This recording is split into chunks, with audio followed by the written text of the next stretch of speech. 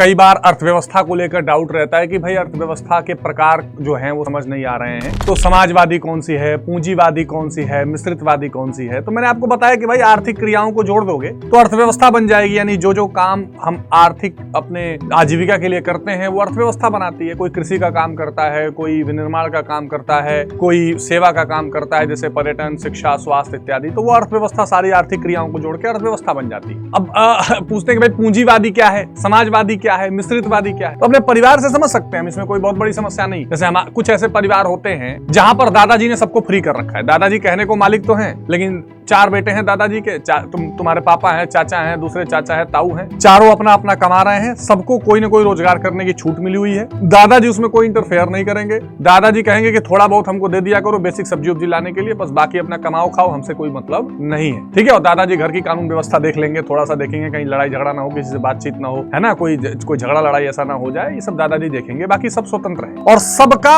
अपना प्रॉपर्टी बनाने का अधिकार है। तुम्हारे ताऊ ने कहीं जमीन खरीद ली, चाचा ने कहीं जमीन खरीद ली, अंकल ने कहीं जमीन खरीद ली, पापा ने कहीं जमीन खरीद ली, कहीं गहना बनवा लिया, तो ये पूंजीवादी परिवार है। ऐसे पूंजीवाद में होता है, सबको आर्थिक आजादी है। हाँ, पूंजीवाद में कल्याणकारी बात नहीं है। तुम अगर जाकर अपने दादाजी से बोलोगे उस परिवार में कि दादाजी मुझे मोटरसाइकिल खरीद दो, मेरा एडमिशन करा दो, दादाजी 2 झापड़ मारेंगे, बाप कमाता है उसे खरीदवाओ, सब कमा के हमको थोड़ी दे रहा है, ये सब जिम्मेदारी मेरी नहीं है, अपना कमाओ, अपना खाओ, अपनी जिम्मेदारी उठाओ, ठीक है। ये पूंजीवादी। कुछ परिवार ऐसे होते हैं जहां पर दादाजी ने क्या किया है, सभी लोगों का पैसा अपने पास मंगा रखा है। जितना कमाओगे लाके हमको दोगे, थोड़ा सा आने जाने का खर्चा तुम रख लो, बाकी सारा हमको पैसा दो, उसके बाद सबके बच्चों को पढ़ाऊंगा मैं, सबकी इलाज कराऊंगा मैं, सबका घर का खर्चा चलाऊंगा मैं, कौन कौन सा रोजगार कर सकता है ये मैं डिसाइड करूंगा, क्या खाना बनेगा मैं बताऊंगा। हर चीज में दादाजी का कंट्रोल, सेंट्रलाइज्ड, केंद्रीकृत, सारे संसाधन किसके हाथ में है, दादाजी के हाथ। समाजवादी में क्या होगा, जितनी प्रॉपर्टी वो सबके हाथ, किसके हाथ में रहेगी, सरकार के हाथ में रहेगी, और दादाजी फिर सबका कल्याण करेंगे, सब कल्याणकारी व्यवस्था रहेगी, सबकी शिक्षा, स्वास्थ्य, रोजगार, सब्जी, शादी, विवाह, सब कुछ दादाजी। क्या करना है, कैसे करना है, किसके लिए करना है, दादाजी तय करेंगे। समाजवादी में यही होता है, क्या उत्पादन करना है, कैसे करना है, किसके लिए करना है, सब सरकार तय करेगी, सारे संसाधन सरकार के पास, केंद्रीकृत व्यवस्था रहती है। और मिश्रितवादी व्यवस्था क्या है, आजकल ऐसे भी परिवार होते हैं जहां पर दादाजी कहते हैं भाई ठीक है कमा रहे हो, कुछ हिस्सा तुम लोग हमको देते जाओ, बाकी अपना खर्चा करो। फिर दादाजी क्या करेंगे, कुछ चीजों को अपने हाथ में रखेंगे, ये पुश्तैनी जमीनें हैं मेरे पास रहेंगी, ये पुश्तैनी